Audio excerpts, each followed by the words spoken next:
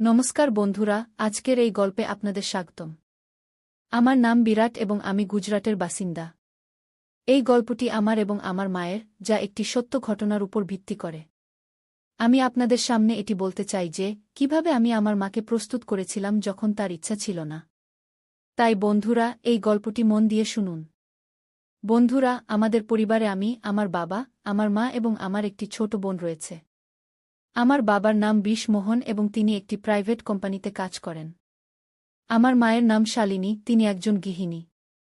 আমার ছোট বোনের নাম অনুষ্কা এবং সে হাই স্কুলে পড়ে। আমার নাম তো আপনারা জানেনই। তাহলে চলুন আজ এগিয়ে যাই। মা বাবার প্রেমের বিয়ে হয়েছিল এবং তারা দুজনেই বেশ শিক্ষিত। তাই আমাদের বাড়ির পরিবেশ বেশ খোলামেলা এবং আধুনিক।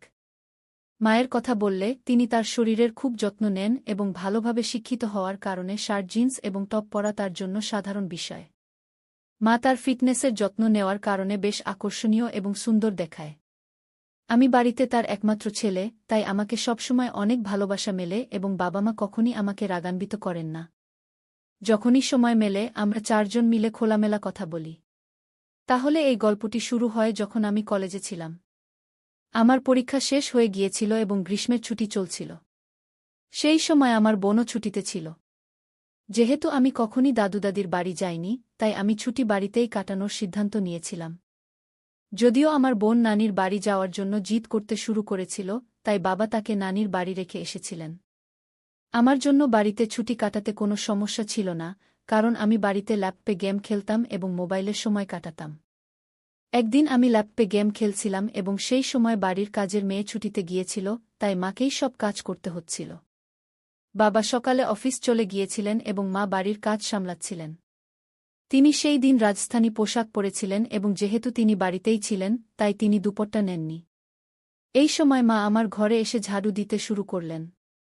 আমি বিছানায় বসে গেম খেলছিলাম। যেই মা ঘরে এলেন এবং ঝাড়ু দিতে শুরু করলেন, আমি তার দিকে মনোযোগ দিতে শুরু করলাম, কারণ তিনি দুপুরটা নেননি। কিছু জিনিস স্পষ্ট দেখা যাচ্ছিল। হঠাৎ মা আমার দিকে তাকিয়ে বললেন, উঠ, আমাকে বিছানার চাদর ঠিক করতে দাও, তারপর তোমার গেম খেলো। তখন আমি তৎক্ষণাৎ অন্য দিকে তাকানোর ভান করলাম এবং উঠে বাথরুমে চলে গেলাম। বাথরুমে গিয়ে আমি ভাবলাম, কি জানি মা আমাকে দেখে ফেলেছেন কিনা। সেই সময় আমি ভয় পেয়েছিলাম, কিন্তু আমার মনে নানা রকম ভাবনা চলতে শুরু করেছিল।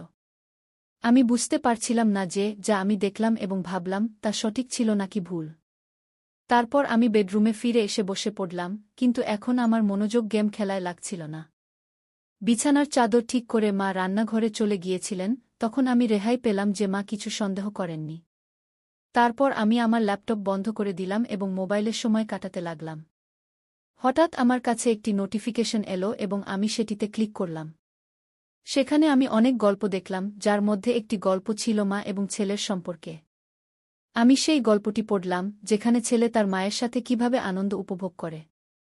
সেই গল্প পড়ে আমার মনেও একই রকম কিছু ভাবনা আসতে শুরু করল।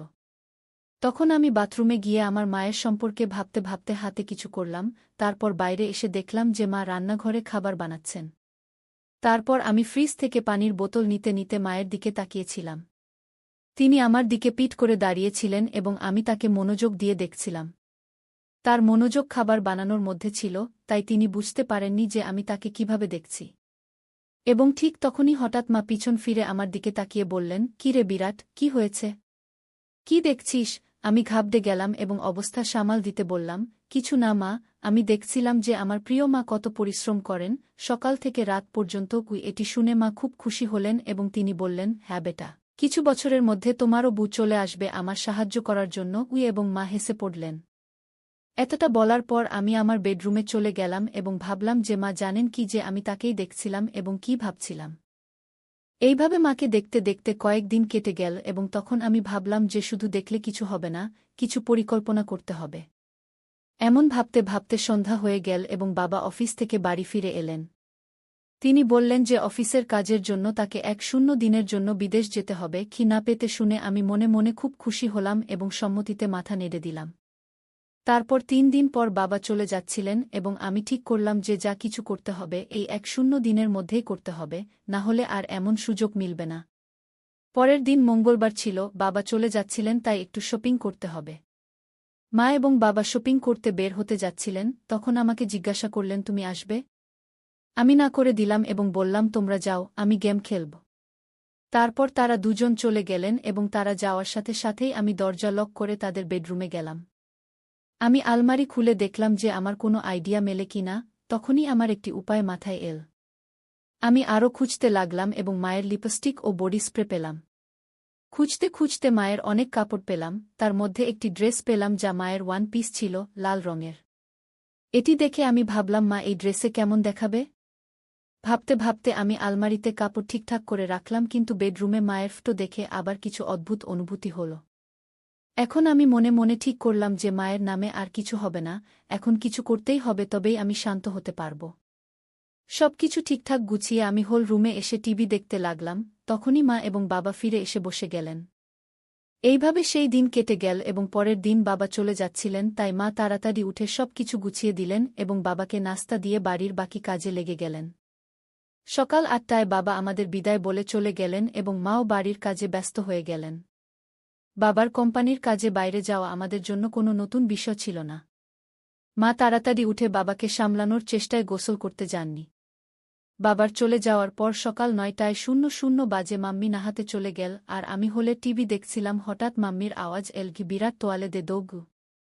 আমি বাইরেই ভুলে গিয়েছিলাম। আমি তৎক্ষণাৎ তোয়ালে নিয়ে গেলাম। মাম্মি দরজা একটু খুলল আর তোয়ালে নেওয়ার জন্য হাত বাড়াল। যখন মাম্মি তোয়ালের জন্য হাত বাড়াল তখন আমি দেখলাম মাম্মির চুল সম্পূর্ণ ভেজা ছিল, তার হাত থেকে পানি টপকাচ্ছিল আর তার মুখ ও হাতে পানির বিন্দু দেখে মাম্মি আমার কাছে অত্যন্ত সুন্দর লাগল। যখন মাম্মি হাত সামনে করল তখন সে একটু সাইডে সরে গিয়েছিল, তখন আমি তাকে একটু দেখলাম আর তার উপর পানির বিন্দু ছিল। তার হাত যেন আমাকে ভিতরে ডাকছিল, কিন্তু সে চালাক ছিল, তৎক্ষণাৎ ভিতরে সরে গেল এমন লাগছিল। আমি ক্ষণাৎ ভিতরে গিয়ে তাকে দাঁড়িয়ে দাঁড়িয়েই আনন্দ দেই। যাই হোক, পাপা বাড়িতে ছিল না, কিন্তু আমি নিজেকে নিয়ন্ত্রণ করলাম আর হলে এসে বসলাম। তারপর ৫ মিনিট পর মাম্মি তোয়ালে জড়িয়ে হলে এল আর টিভির পাশের শীষের সামনে দাঁড়িয়ে হেয়ার ড্রায়ার দিয়ে চুল শুকাতে লাগল। আমি আরও বেশি অস্থির হয়ে গেলাম আর তাকে পেছন থেকে দেখতে লাগলাম। যখন মাম্মি তার চুলে হাত দিয়ে হেয়ার ড্রায়ার দিয়ে চুল শুকাচ্ছিল তার জন্য এসব নর্মাল ছিল, কিন্তু তার কি জানা ছিল পেছনে সোফায় বসে থাকা ছেলে তাকে আনন্দ দিতে পাগল হয়ে যাচ্ছে আর তাকে পেছন থেকে দেখছে। আমি মনে মনে ভাবলাম আজ থেকেই চেষ্টা করা উচিত। আর আমি সময় নষ্ট না করে বললাম,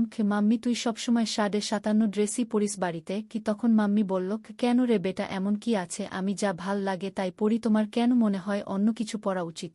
তখন আমি বললাম, কিছু না মাম্মি, কাল যখন তুই জিন্স আর টপ পরেছিলি তখন এমনিতেই বলছিলাম কি? তখন মাম্মি বলল, ও অরে পাগল, বাড়িতে কে জিন্স আর টপ পরে বাইরে যেতে হলে তো পরবেই নাকি? তারপর আমি বললাম, কি এমন না মাম্মি, যখন তুই শাড়ি আর রাজস্থানী ড্রেস পরিস তখন একটু বয়স্ক লাগে তাই বললাম। তারপর মাম্মি উত্তর দিল, কি এখন যুবক বকর কি করব? যাকে ভালোবেসেছি তার সাথে বিয়ে করেছি, আর এখন তোমার মতো অলস ছেলে আর অনুষ্কার মতো সুন্দর মেয়ে আছে, আর কি চাই?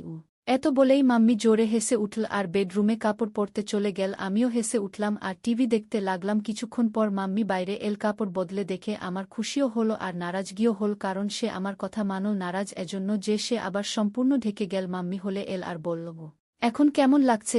আমি হতভম্ব হয়ে বললাম, কি বাহ, এখন তুই একদম আমার বয়সের মেয়ে লাগছিস। মাম্মি বলল, অরে বুদ্ধু, তোর আর আমার মধ্যে ১৮ বছরের পার্থক্য আছে, আর আমি কেমন করে তোমার বয়সের লাগতে পারি? এখন আমার কিছু বলতে ইচ্ছা করছিল না, কিন্তু কিছু বলতেই হলো, তাই বললাম, অরে মাম্মি, আমাদের আর তোমার বয়সের পার্থক্য আমরা জানি, কিন্তু বাইরে কে জানে? যদি আমরা দুজনে বাইরে ঘুরতে যাই তবে লোকেরা ভাববে আমরা গার্লফ্রেন্ড বয়ফ্রেন্ড। এত বলেই আমি ইচ্ছে করে থেমে গেলাম আর মাম্মির প্রতিক্রিয়া দেখতে লাগলাম। তখনই মাম্মি সময় নষ্ট না করে উৎসুক হয়ে জিজ্ঞেস করল, আচ্ছা আর কি বল না বেটা, কি এখন? আর আমি কিছু বললাম না, শুধু এতটুকু বললাম, ছেড়ে দে মাম্মি, তোমার রাগ হবে কি? তখন মাম্মি বলল, আমার কখনো তোমার উপর রাগ হয়েছে? আর তুমিও জানো আমার ছেলে কখনো ভুল করে না, তবে আমার রাগ কেন হবে? এখন দ্রুত বল, কি বলতে চেয়েছিলে কি? তখন আমি বললাম, যদি আমরা একসাথে বাইরে কোথাও ঘুরতে যাই তবে লোকেরা আমাদের গার্লফ্রেন্ড বয়ফ্রেন্ড ভাববে, কিন্তু তোমার গলা মঙ্গলসূত্র দেখে তারা আমাদের স্বামী স্ত্রীও ভাববে। কি? এ কথা শুনে মাম্মি জোরে জোরে হাসতে লাগল। তারপর মাম্মি বলল, অরে বাপরে, এত ছোট কথা জন্য আমার রাগ কেন হবে কি? আর আবার মাম্মি হাসতে লাগল। তখন আমি তাদের বললাম, হাসো না মাম্মি, কি এত? বলেই মাম্মি আমাকে টিটকারি দিতে আবার হাসা শুরু করল আর আমি মাম্মির দিকে দৌড় দিলাম মজা করে মারার জন্য। মাম্মি তখন দৌড়ে কিচেনে চলে গেল আর হাসতেই থাকল। তারপর আমি হলে বসে ভাবতে লাগলাম যে কি চলো, শুরু তো হলো, কিন্তু এখনও অনেক কাজ বাকি, আর তা ঠিক ততটাই কঠিন। মাম্মি খুব সংস্কারবান, আর আমি কখনো তাকে এমন অনুভব করিনি যে সে এমন কিছুর অভাব বোধ করছে। মাম্মি আর পাপার প্রেমের বিয়ে হওয়ায় খুশি তো তাদের আগে থেকেই আছে, প্রয়োজন তো আমার ছিল, আর আমাকে সেই প্রয়োজন যেকোনো অবস্থাতেই পূরণ করতে হবে, তাও মাম্মি দিয়ে কি। তারপর কিছুক শোন পর আমি আবার চেষ্টা শুরু করলাম। মাম্মি কিচেনে কাজ করছিল, আমি সেখানে গেলাম আর বললাম, কি মাম্মি, তোমাকে রোজ রোজ এই কাজ করতে করতে বিরক্ত লাগে না? তখন মাম্মি বলল, না বেটা, যখন আমাদের কাজের বাই আসে তখন আমার আরাম হয়। কি তখন আমি বললাম, গো মা, এখন তো ছুটি শুরু হয়েছে আর আমার খুব বরিয়ত অনুভব করছিলাম। তখন মা বললেন, তাহলে কি করব, কোথায় যাব ঘুরতে? আমরা দুজনেই বাড়িতে আছি। তখন আমি বললাম, হ্যাঁ চলো মা, কিন্তু বাবা আসার পর। তখন মা বললেন, তাহলে এতক্ষণ কি করবে? আমি বললাম, আমার একটা গেম জানা আছে, যদি তোমার কোনো আপত্তি না থাকে তাহলে খেলি বাড়িতে। মা বললেন, আমার ল্যাপটপে গেম খেলতে কোনো আগ্রহ নেই, অন্য কিছু বলো। তখন আমি বললাম, আরে আমার প্রিয় মা, ল্যাপটপে নয়, শুধু এমনি আমরা দুজন খেলব। তখন মা বললেন, আচ্ছা ঠিক আছে, কোনো গেম? আমি বললাম, মা, ট্রুথ অ্যান্ড ডেয়ার। তখন মা বললেন, আচ্ছা সেই গেম, ঠিক আছে খেলি, কিন্তু আগে আমাকে বাড়ির কাজ শেষ করতে দাও, তারপর খেলব। তখন আমি বললাম, ঠিক আছে মা, তখন পর্যন্ত আমি আমার বেডরুমে যাই, যখন তোমার কাজ শেষ হবে তখন বেডরুমে চলে আসবে। এ কথা বলে আমি তাকে পিছন থেকে জড়িয়ে ধরে গালে একটি চুমু দিলাম এবং তারপর বেডরুমে গিয়ে বসে রইলাম। আমি বেডরুমে বসে ভাবতে লাগলাম, মা প্রস্তুত তো হয়ে গেছেন, কিন্তু কি জিজ্ঞাসা করব যাতে তার রাগ না হয় এবং আমার কাজও হয়ে যায়। কিছুক্ষণ পর মা বেডরুমে এলেন এবং আমার সামনে বসে গেলেন। তখন মা বললেন, এখন বলো কি খেলতে হবে? তখন আমি বললাম, মা, তোমাকে তো জানাই ট্রুথ অ্যান্ড ডেয়ার গেম, এখন আমাকে বলো গেমের শুরু তুমি করবে নাকি আমি? তখন মা বললেন, তুমিই শুরু করো। তখন আমি মাকে জিজ্ঞাসা করলাম, তোমাকে ট্রুথ চাই নাকি ডেয়ার? মা বললেন, ট্রুথ। তখন আমি প্রশ্ন করলাম, তোমার বিয়ের আগে কোনো বয়ফ্রেন্ড ছিল? আমার প্রশ্ন শুনে মা বললেন, এ কী ধরনের প্রশ্ন বিরাট? তখন আমি বললাম, এটাই আমার প্রশ্ন, আর তুমিই তো ট্রুথ বেছে নিয়েছ, এখন বলো। তখন মা বললেন, হ্যাঁ আমার বয়ফ্রেন্ড ছিল, এবং সে তোমার বাবাই। এরপর আমি মাকে বললাম, এখন তুমি আমাকে জিজ্ঞাসা করো, আমারও ট্রুথ। তখন মা একটু ভেবে আমাকে প্রশ্ন করলেন, মা বললেন, তোমার কোনো গার্লফ্রেন্ড আছে? তখন আমি হ্যাঁ বলে উত্তর দিলাম এবং বললাম, হ্যাঁ আছে, সে আমার সামনেই বসে আছে। আমার উত্তর শুনে মা একটু রেগে বললেন, আরে বেটা, এমন বলা ভুল, আমি তোমার মা। শুরুতে আমার আত্মবিশ্বাস একটু কমে গেল, কারণ মায়ের এমন গেমে কোনো আগ্রহ ছিল না এবং তিনি সংস্কারমনা ছিলেন। কিন্তু আমি হার মানতে রাজি ছিলাম না। তখনই আমি বললাম, আরে মা, মজাকেই বলেছিলাম, তুমি তাড়াতাড়ি রেগে যাও কেন? তখন মা ভালোবাসার হাসি দিয়ে হেসে উঠলেন এবং মাথা নাড়লেন। এরপর আবার আমি মাকে জিজ্ঞাসা করলাম, এখন তোমাকে কি চাই, ট্রুথ নাকি ডেয়ার? তখন আবার মা ট্রুথ বললেন। তখন আমি তাকে প্রশ্ন করলাম, বিয়ের আগে তুমি কি কখনো আনন্দ নিয়েছ বা কোনো গেম খেলেছ? তখন মা রেগে বললেন, বিরাট, এটা বেশি হয়ে যাচ্ছে, আমার মনে হয় না তোমার এমন প্রশ্ন জিজ্ঞাসা করা উচিত, এখন আমাদের এখানেই রাখা উচিত। তখন আমি বললাম, আরে মা, আমরা ভালো বন্ধু, আর আমার মনে হয় না তুমি আমার কাছ থেকে কিছু লুকিয়ে রাখতে পারবে, যদি তুমি আমাকে ভালোবাসো এবং আমার উপর বিশ্বাস রাখো। তখন মা বললেন, কিন্তু বেটা, তুমি আমার ছেলে, আর এসব কথা ঠিক নয়। তখন আমি তাকে বললাম, মা, তুমি তো অনেক পড়াশোনা করেছ, তবুও তোমার এসব কথা ভুল লাগে। এগুলো সেই সব কথা যা আমাদের ফার্স্ট সায়েন্সে শেখানো হয়। তখন মা বললেন, এগুলো সায়েন্সে শেখানো হয় না বেটা। তখন আমি বললাম, না শেখানো হয়, তাহলে আমাকে এসব বিষয়ে কিছুই জানা উচিত নয়। এরপর মা বললেন, তোমার সব কিছু জানার পূর্ণ অধিকার আছে, কিন্তু মনে রেখো তুমি কাকে জিজ্ঞাসা করছ। তুমি আমাকে, অর্থাৎ তোমার মাকে এসব জিজ্ঞাসা করছ।